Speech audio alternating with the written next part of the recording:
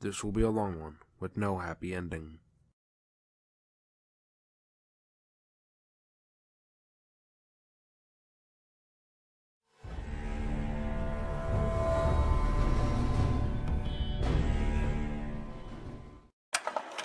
"4 years after the Second Battle of Hoover the Mojave had become an ever-changing battlefield.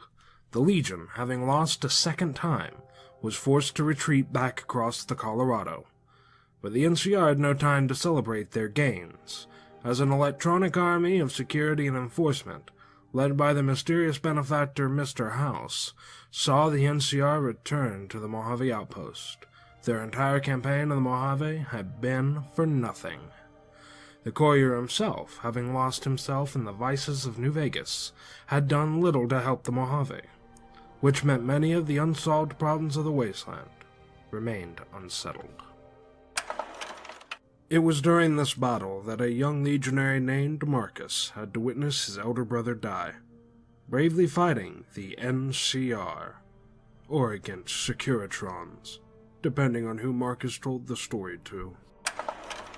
Coming of age, he changed his name to Lucius Aurelianus and served on the front against the traitor Wolpes, before being relocated to the west to serve under the second Caesar. After the death of the first Caesar, a Praetorian, also named Lucius, took up the reins as his master's heir. Placed under the command of Centurion Cronus, Aurelianus would serve diligently, bandaging up wounded legionaries, running medical supplies between the fort and Cottonwood Cove.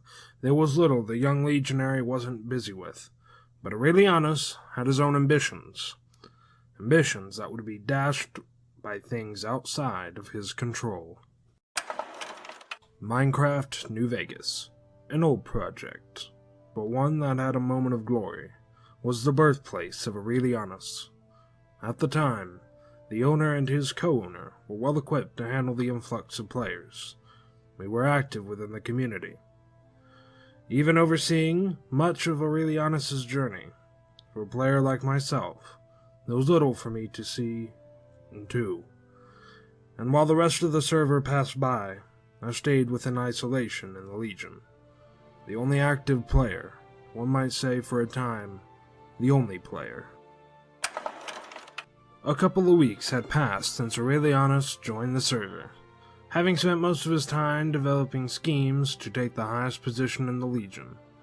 This was spent speaking to the NPCs, who would occasionally reply when a game master voiced them.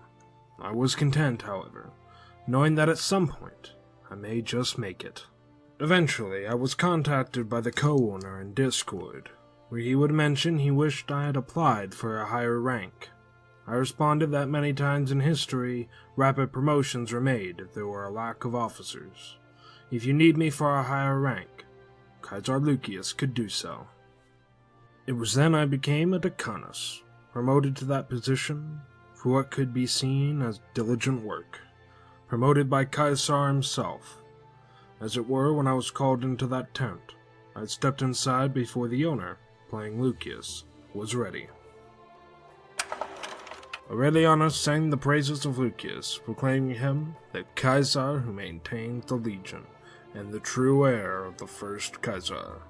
Flowery titles, but none of which were truly meant.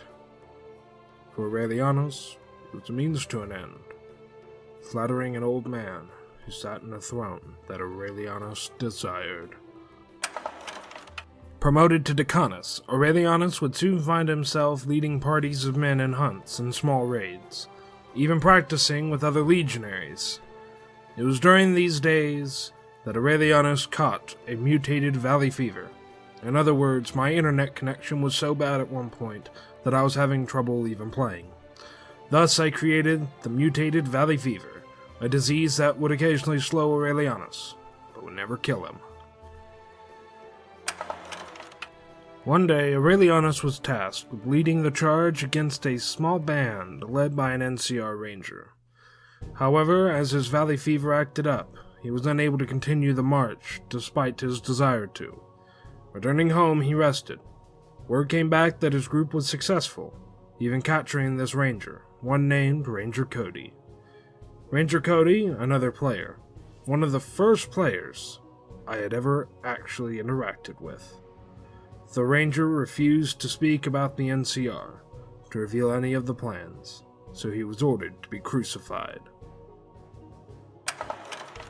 Aurelianus at some point got up and went to speak with this ranger. Aurelianus was curious about this outsider, the first non-Legion member he had ever met. At first, Ranger Cody was hostile to Aurelianus, but over the course of the evening turned to night, Aurelianus and Ranger Cody began to have some form of respect for each other. Ranger Cody told his life story, and Aurelianus wrote it down. Some say because he wanted to preserve the memory. Others say it's because Aurelianus wanted to use it for propaganda later. Some say maybe both. With his life story written, Ranger Cody begs for one thing. He didn't want to die on a cross, but an arena like a true man. Wounded, bleeding, and dying, Ranger Cody was hardly in any condition to fight. However, Aurelianus was still sick, which made the fighting field somewhat even. Aurelianus asked his Centurion Cronus if he might be allowed to duel this Ranger Cody, and after some convincing, it was granted. Ranger Cody died on his feet, and Aurelianus took the machete Cody used, naming it a Ranger's Memory. Sometime later, a follower's doctor named Sig would approach the camp. Aurelianus would meet them and speak with them about what they needed. Sig needed healing supplies, and Aurelianus needed connections, and news from out in the wasteland, and so the two worked together on it. Sig provided the Legion with a plastic explosive and in return received healing powder and bandages. Sig would later stop by again, and Aurelianus had a plan. As Sig talked about the bounty on the head of Ranger Cody, Aurelianus saw an opportunity to make a friend and make his name known to the NCR. So he, with permission from his Centurion, would provide the Ranger armor of Cody and allow Sig to collect the bounty. It was a while before Sig met up with Aurelianus again.